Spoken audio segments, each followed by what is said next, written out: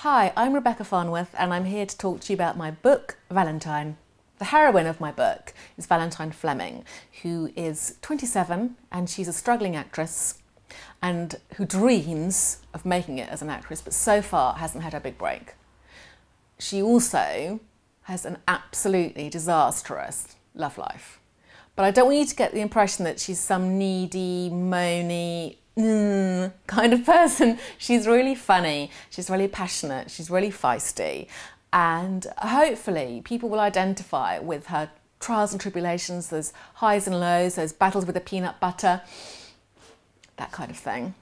At the start of the novel, Valentine almost feels she's reached the end of the line with her acting aspirations. She's just had so many rejections, she has to do really awful jobs to try and pay the rent.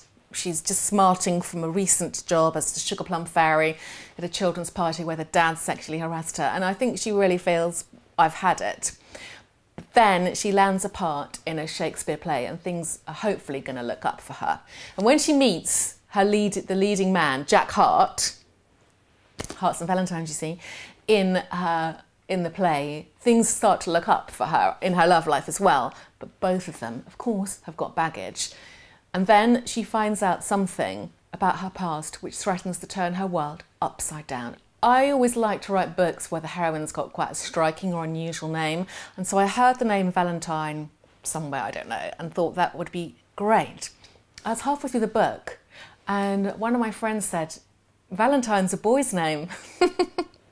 No one else had noticed, and so I had to make this big thing about how her mum had called her Valentine because she was born on Valentine's Day. And so there's a big thing in the book where people are always saying, "You're called Valentine, but it's a boy's name," and she has to go, "I know, I was born on Valentine's Day." It also enabled me to win a bet with my husband, who had bet that I couldn't mention the words Large Hadron Collider in a love story. But I did. And he owes me.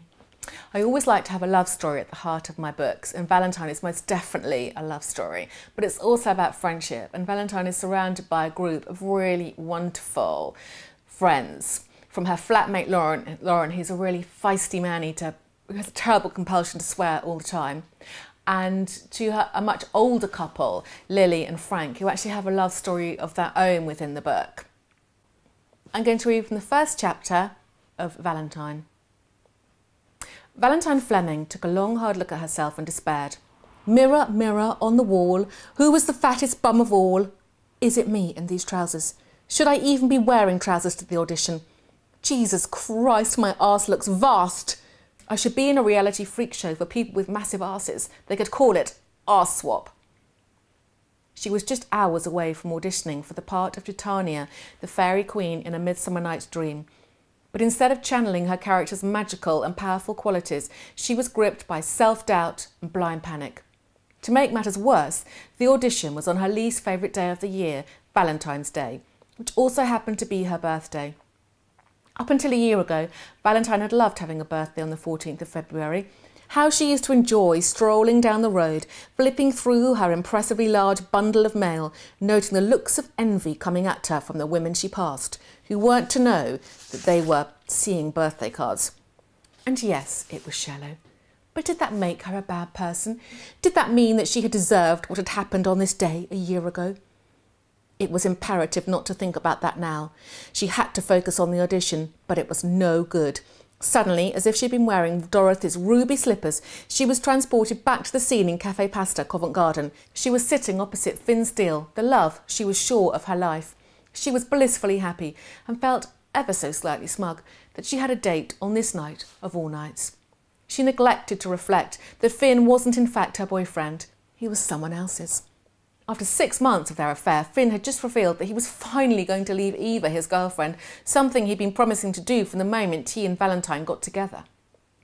It was a perfect moment. Too perfect to be true, apparently, as into the lover's idyll stormed an angry-looking blonde who would have been pretty were her face not puce with rage. The girlfriend. For a second, Valentine remembered thinking that it was remarkable that her face was very nearly the same colour as the deep red roses she was carrying, and wasn't that taking accessorising a little too far? Then the red-faced blonde violently hurled the bouquet at Finn, causing his carbonara sauce to splatter into his eyes. While he shouted that she had blinded him, she screeched that he was a two-timing bastard. Then she left and Finn ran after her, begging her to forgive him, declaring that he loved her and only her. In the aftermath of their affair, ending so publicly and so painfully, Valentine had developed an almost pathological hatred of red roses and Italian food, which was a shame, as she had always loved penne alla vongole. I'm currently working on my second novel, which is set in Brighton, as I live in Brighton. Thank you for watching, and I really hope you enjoy Valentine.